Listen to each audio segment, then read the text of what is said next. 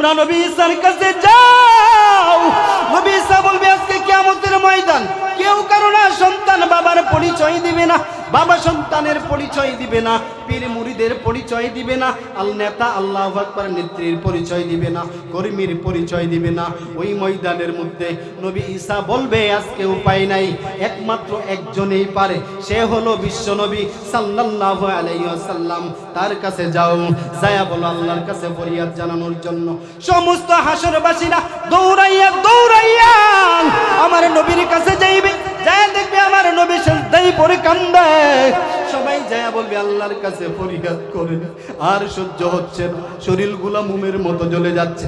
আমার নবী আবার সিজদায় পড়ে যাবে, ডাক দিয়া বলবে আল্লাহ আমার একটা উম্মতকে যদি জাহান্নামে খায়, যেভাবে জাহান্নাম গুরিং গুরিং আওয়াজ মেরে আসছে, আমি কথা দিলাম আমি নবী কোনোদিন তোমার জান্নাতে যাব না। আমার নবী কান্নাকাটি শুরু করছে।